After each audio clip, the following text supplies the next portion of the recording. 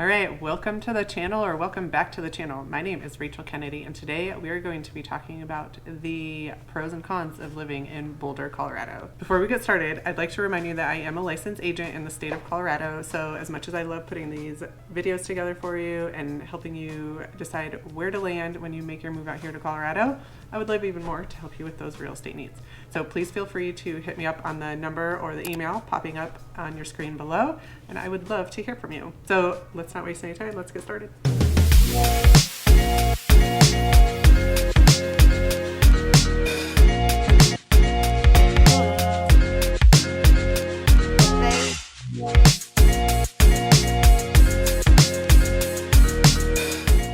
All right, so before we get started on the pros and cons of living in Boulder, Colorado, a couple of housekeeping items. Don't forget to hit that like and subscribe button that is popping up on your screen below so that you get notified every time I put new videos out, which is every Tuesday and Thursday. All my videos are focused around moving to Denver, Boulder area to help you decide what the best place is for you and your family, or just you and your dogs, to land. Let's get into it.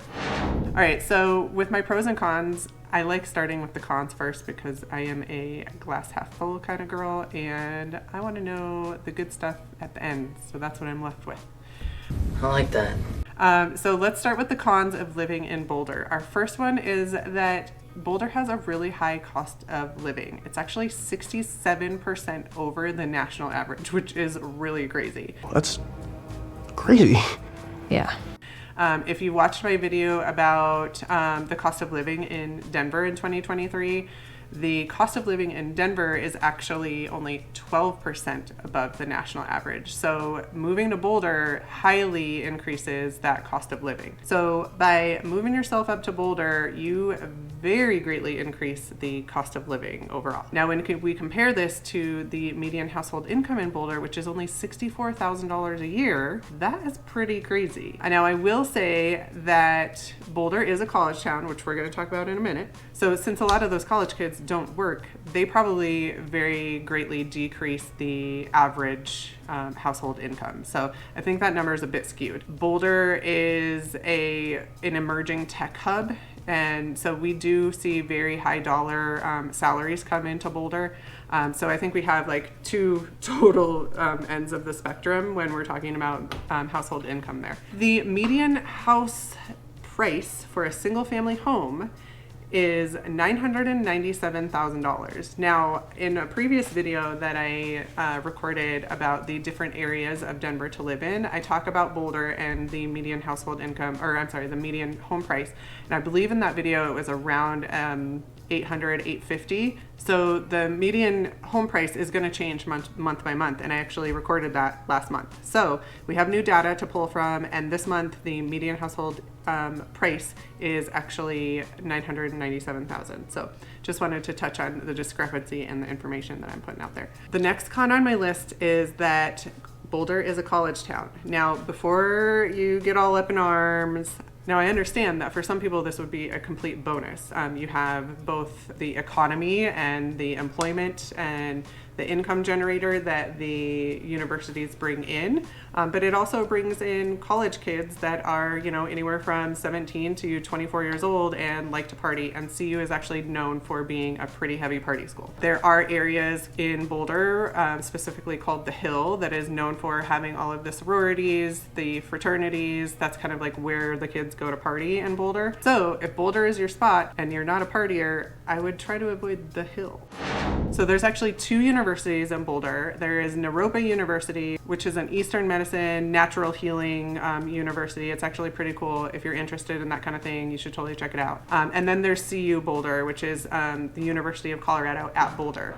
This university does have several different locations, but CU Boulder is its main campus, and it's a really, really big campus. Two universities in Boulder, love it or hate it. Just know that they exist. Our next con on our list is the homeless population. So Colorado has really, really mild weather. We, of course, do get a few pretty heavy storms. They are pretty mild compared to the Midwest weather. So we do tend to see a pretty decent homeless population, both in Denver and in Boulder. Boulder tends to have a very eclectic, nomadic vibe to it, which I'm actually going to talk talk about in our pro list, but that vibe tends to attract a certain type of nomadic person, and the city of Boulder has actually enacted a specific police task force to help combat the homeless encampments that have been popping up in Boulder. So I think that the homeless population is something that a lot of really big metropolises are trying to navigate right now, and Boulder is no exception. So our next con on our list that we're going to talk about is called the Boulder Bubble. The Boulder Bubble is something that you kind of have to be there in person to really like feel and understand. There's like this connotation around Boulder that it kind of operates in its own little world. There is not a ton of diversity in Boulder. Mindset in Boulder is one that is very unique to Boulder. So I personally have never lived in Boulder, so I can't speak a ton about this, but it is something that if you are considering moving to Boulder because you love the topography, you love the views that you can get in Boulder, I would definitely go in and feel out that vibe and see if it aligns with you and if you enjoy it or if it's not really your thing. If I had to sum it up in a couple words, the Boulder Bubble vibe would be very hippie, new age, spiritual with affluence is how I would describe that. So I'm going to leave that there. Let's talk about our pro list. I love talking about the pros because I am an eternal optimist and I just like to talk about the good stuff. This is going to be great. So my first thing on our list is that Boulder is a pretty small city. Comparatively from Denver to Boulder, Denver's population is 711,000 and Boulder's population is 104,000. Pretty big difference there. I think one of the biggest drivers behind that is the fact that Denver does not sit right up against the mountains or the foothills, whereas Boulder does. So there's not a ton of area to spread out in Boulder to keep Boulder growing and its population increasing. Now, there's obviously pros and cons of living in a smaller city. The pro is that you don't have the traffic and you have a bit of a smaller knit community that you're involved with. The con is that you don't have the museums and the sporting events and all of the activity options that come along with living in a bigger city. So you also don't get a ton of cultural diversity in smaller cities typically, so something to think about as you are deciding where to land. So one of the aspects that I think lends very well to the Boulder vibe that we have been talking about so much in this video is that Boulder is really, really laid back and quite eclectic.